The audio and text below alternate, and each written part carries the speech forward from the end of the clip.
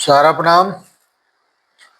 सहारा के सभी कर्तव्यज्ञ साथीगण और सहारा के तमाम निवेशकर्तागण का एक बार फिर से हार्दिक अभिनंदन, स्वागत है।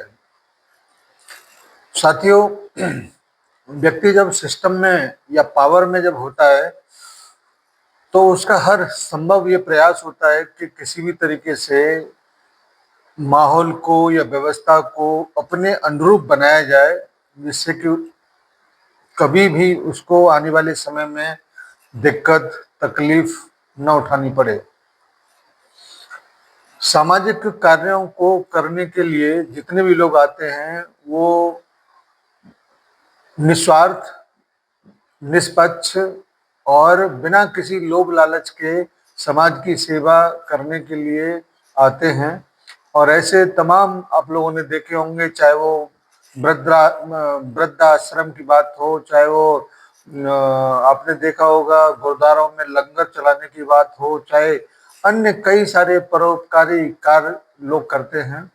धार्मिक अनुष्ठानों में जिस प्रकार से तमाम दान दक्षिणा जो आती है उसकी बात हो, तो ये सब कुछ जो करते हैं ये निस्वार्थ भावना से किया जाता है। ऐसे ही समाज की सेवा करने का एक मौका मिलता है जनप्रतिनिधि के रूप में, जिसको हम लोग आज की भाषा में विधायक कह सकते हैं। जो भी जनप्रतिनिधि है उसको तमाम पदों में, तमाम सारी चीजों में आप लोगों ने देखा होगा। अभी मैं एक रिसर्च कर रहा था, पढ़ रहा था, मुझे एक ऐसा वाक्य, ऐसा चीज मिला है जिसको शायद ही कम लोग जानते हैं।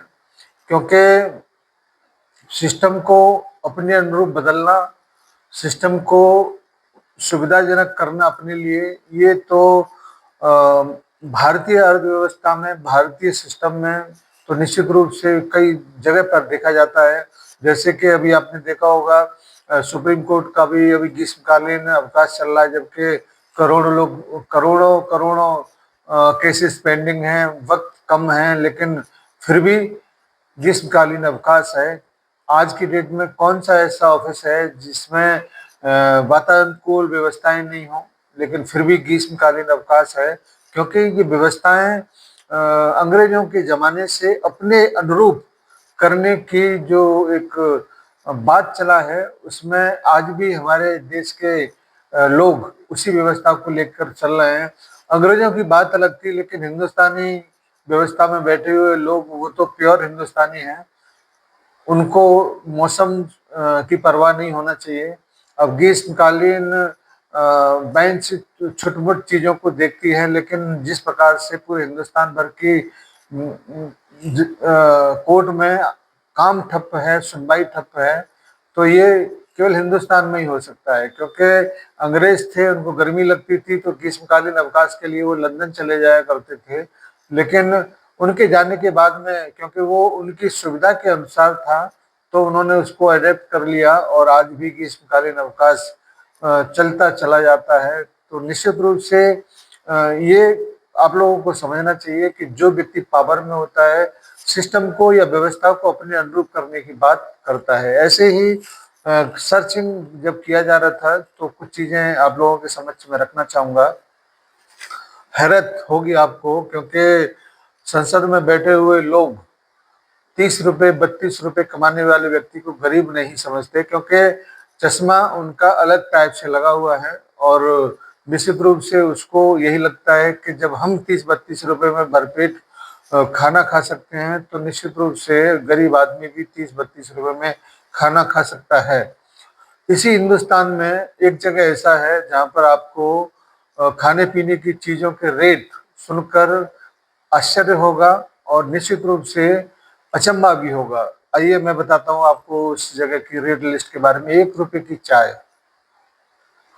1 रुपए की चाय मिलता है, 5.5 रुपए का सूप मिलता है, 1.5 रुपए की दाल मिलता है, 2 रुपए में खाना मिल जाता है, एक चपाती 1 रुपए की मिल जाती है, 24 रुपए का चिकन मिल जाता है, 4 रुपए का डोसा मिल जाता है, 8 रुपए की बिरयानी मिल जाती है, 13 रुपए की मछली मिल जाती है।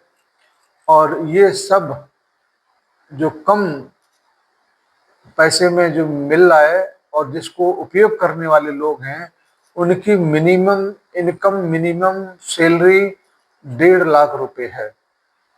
और 1.5 लाख रुपए कमाने वाला व्यक्ति को सब्सिडी कह लीजिए या सुविधा कह लीजिए, अपने ही माध्यम से बनाए हुए कानून के हिसाब से ये सारी चीजें आपको हिंदुस्तान के, जहां पर आपको जनप्रतिनिधियों का वो मंदिर बोला जाता है, संसद के कैंटीन में मिलेगा, जहाँ पर 1 रुपए की चाय मिल सकती है, 1 रुपए की रोटी मिल सकती है, 4 रुपए का डोसा मिल सकता है, 1.5 रुपए की दाल मिल सकती है, 2 रुपए में खाना मिल सकता है। तो 32 रुपए में से भी कम से कम 20 रुपए बचा के घर लेके जाया जा सकता है। तो फिर गरीबी नहीं है, यकीन मानिए। क्योंकि इतना जब सस्ता सारी चीजें हैं तो गरीबी कहाँ पर है साथियों। ये है हमारे देश में बैठे हुए, पावर में, व्यवस्था में बैठे हुए लोग, जो सारी चीजों को अपने हिसाब से बदल कर, सारी चीजों को अपने हिसाब से ढाल कर उसको बैठते हैं। और निश्चित रूप से 1.5 लाख रुपए पगार और छोटा मोटा अगर भत्ता सत्ता और उसमें मिला लिया जाए तो 2 लाख रुपए से कम नहीं होता। और उस पर भी 2 लाख रुपए पर मंथ ये लेने वाले लोग टैक्स रहित लेते हैं, इस पर कोई टैक्स नहीं दिया जाता। जबकि आम इंसान जब 2 लाख रुपए महीने अगर कमाता है तो उसके स्लैब बनाए हुए हैं 5%, 10%, 15%, 30%, 20%। ये आम जनमानस है। आम जनमानस को के बारे में कौन किसको क्या पूछता है। सारंडिया परिवार के कार्यकर्ता हों या निवेशक हों, आम जनमानस के हितों से कोई लेना देना इनको नजर नहीं आता। और मेरे हिसाब से तो इतने सालों से जो चल रहा है इसको हम लोग देख ही नहीं पाते अगर सहारा का ये विवाद नहीं होता। सहारा अगर ये इस लड़ाई में नहीं पड़ता तो हिंदुस्तान में कौन क्या कैसे चल रहा है किसको पता चल रहा था। सब लोग अपने अपने कामों में व्यस्त थे, हिंदुस्तान की व्यवस्थाओं के बारे में समझने के लिए वक्त ही नहीं था। और आज जब इस झंझट में अगर पड़े हैं, उसके बारे में सोचने का, समझने का मौका मिला है, तो ऐसी ऐसी चीजें आम जनमानस के सामने रखी जाती हैं, आती हैं। चाहे वो न्याय की व्यवस्था की बात हो तो 5 करोड़ केस पड़े हुए हैं हिंदुस्तान में, 55-60 हजार तो सुप्रीम कोर्ट में ही है। छोटा मोटा अगर बात किया जाए तो 5 करोड़ केसेस में अगर 10 लोग, 5 लोग भी या 3 लोग, 4 लोग भी अगर इससे प्रभावित हैं तो निश्चित रूप से आप संख्या लगा लीजिए, अमेरिका में जितनी संख्या रहती है उससे भी कई ज्यादा लोग न्याय के इंतजार में आज भी एड़ियां रगड़ रहे हैं। और सहारा के डिपॉजिटर हों चाहे वो कार्यकर्ता हों, निश्चित रूप से आने वाले समय में सुप्रीम कोर्ट से ये जरूर अपेक्षा रखेंगे कि इतने लंबे समय से जो कुछ भी सहारा के कार्यकर्ताओं ने झेला या निवेशकों ने झेला है, उसका अब सीमा बिल्कुल लास्ट स्टेज पर है। कृपया इसको जरूर जरूर समझा जाए। और जब भी सहारा और सेबी विवाद की सुनवाई पड़ती है, इसको ज्यादा लंबा न खींच के इस पर तुरंत डिसीजन दिया जाए। डिसीजन कैसा हो, जैसा भी उचित आपको लगता है वैसा दिया जाए, लेकिन इसका अंत किया जाए। क्योंकि इसके इंतजार में न जाने कितने लोग बैठे हैं, न जाने कितने करोड़ों लोग बैठे हैं, न जाने कितने बहन बेटियों की शादी इसी निर्णय के ऊपर डिपेंड करता है। तो आप जरूर इस वीडियो को अपने जमाकर्ताओं तक, कार्यकर्ताओं तक जरूर पहुंचाएं, जिससे कि कम से कम जो ये नई बात जो मालूम पड़ा है इसके बारे में लोगों को पता चले कि आपके टैक्स के ऊपर पलने वाले जनप्रतिनिधियों की कैसी कैसी मौज हैं और आम जनमानस किन किन मुसीबतों में फंसा हुआ है, गुजर रहा है। धन्यवाद आज की छोटी सी वीडियो के लिए।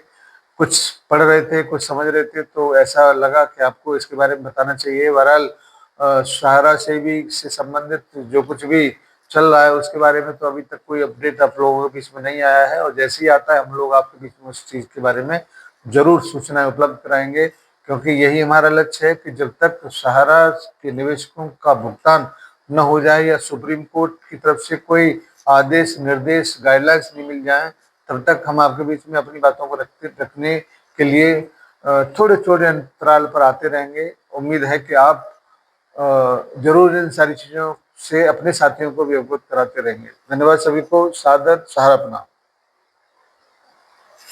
पावरफुल ज्यादा कौन होता है, बिजनेसमैन की पॉलिटिशियन? देखिए, आप सही ईमानदारी से पूछोगे तो पावरफुल तो पॉलिटिशियन ही होता है।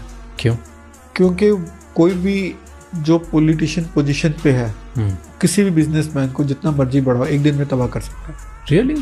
फैक्ट है ये तो। इन्फ्लुएंशियल नहीं होते क्या बिजनेस ओनर्स? इन्फ्लुएंशियल होते हैं, लेकिन ultimately they are at the mercy of politician. और जितना बड़ा हो बिजनेसमैन, जितना बड़ा हो, उसको तबाह करना पॉलिटिशियन के लिए उतना ही आसान। क्यों? क्योंकि उसके स्टेक्स इतने ज़्यादा जुड़ जाते हैं कि सरकार कोई भी पॉलिसी में ट्वीक करके, चेंज करके या कोई और उसके लिए प्रॉब्लम क्रिएट करके उसको कभी भी तबाह कर सकती है।